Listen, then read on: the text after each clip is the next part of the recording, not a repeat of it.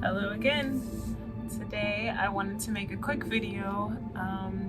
This video is for natural hairstylists that are just starting out because I felt that there's going to be a group of people that it's like you feel it in your heart to walk down this path and take natural hairstyling on as a career, but you don't have a mentor.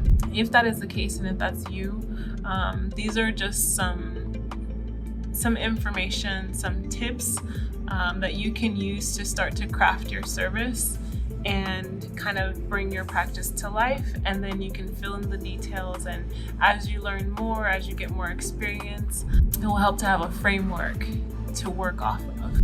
So during the consultation, you want to find out what that person, the person that is sitting in your chair, what their main concern is about their hair. Like, what is the thing that's bothering them? What is the thing that they're trying to solve about their hair? They come to you for a solution, and even if you don't know every single thing yet, you will get there, but you will only get there by listening to the people that are around you. So either you'll, observe, or you'll listen to what they say, or you'll ask the right questions. That's gonna help you to fully understand what it is that they need, and so that you can form a game plan to be able to help them. So basically the consultation is like, based on this problem that my client is experiencing, we will then take these steps to get to this desired outcome. During the consultation, you want to listen more than you talk. And if you're able to do that, then you will get the information that you need to be able to help them. So usually our consultations last for about 15 minutes, and questions that you can ask would be like, what is your main concern with your hair? What has your hair journey been like so far? How long have you been natural? What is the overall goal that you're looking for? What styles are you thinking about doing? You can ask all of those questions, and the client will start to talk, and they'll start to tell you their story. And you will use this story to then see, like, first you're trying to determine if the solution that they need is a solution that you have to offer. Ideally, you would need to know your boundaries as far as what services that you do, how long do your services take, the prices for all of your services, the procedures for all of your services. You're just going to be listening to the person telling their story about how they got to the place that they're at, like right now in this moment. Because wherever the place that it's at is a place where they don't want to be, and they're coming to you for some type of a solution to get to their desired outcome. So once you have a good understanding in your mind of what problem that they're presenting, you can then start telling them about a game plan that they can use to possibly solve their problem. At this point in the consultation, it's not really about you booking that service. This is about you helping the person to reach their goals. And you can think of it from the standpoint of they have no idea how to get the result that they're wanting to get, right? And so you're helping them to get the result that they're wanting to get. It might be that your service helps them to get the result that they're wanting to get. But if it's not, this is where boundaries come in. Either, yes, I can help you to solve this problem, and I can offer you my services, or no, I can't help you to solve this problem, but if a solution existed, this is how you would go about making that solution. So once you talk about the game plan, then you can talk about their desired outcome. So this could be like the specifics of the style that they want, how you're gonna get there. You wanna talk to them about the way that you perform your services, if there's specific products that you would use to get them to the desired outcome. The big thing I feel like is to be prepared and know your services backwards and forwards. And that will make this part of it a lot easier, because the way that I see it is almost like putting together puzzle pieces, right? So this person has a problem, and it requires a specific solution. So there are puzzle pieces that will fit inside of this problem. But if I can identify what those pieces are that they would need to create this whole solution, then I can at least help them to become aware of what those pieces are.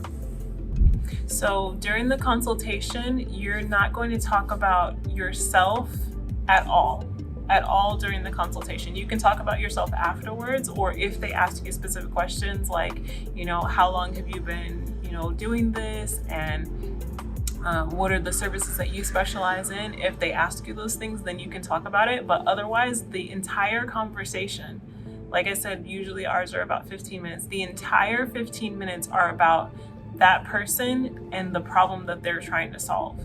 You're almost positioning yourself as a guide in a forest, right? So there's all these different options that the client could have, and then there's all the preferences that the client has. And so you're using your professional experience, you have the lay of the land, you have been able to see different scenarios and kind of hear different stories, and you have your set of experiences.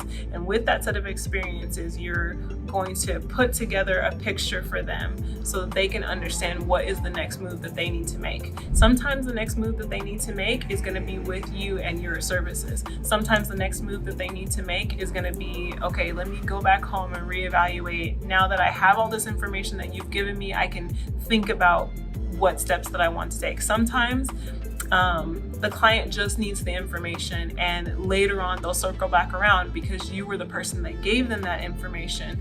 Now they feel good about coming to you again to actually get that service done. But sometimes people need time to actually make that decision. You don't want to use the consultation and think of it as an outcome for you.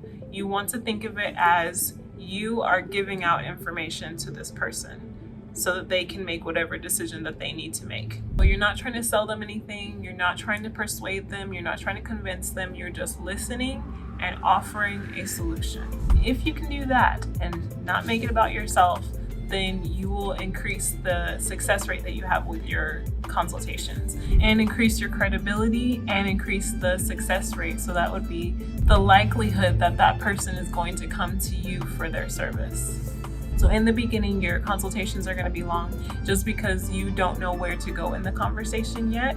It's a good idea to write down some different questions that you could ask this person to determine, where it is that they're at in their journey. So each of your services, you can write out a script that just, what do you tell someone about this service? What is the information that they need to know about this service? So example, a person says, my hair is not growing, I feel like I need braids, right? You would write out a script that you would, like, your basic information of what you tell everyone about braids.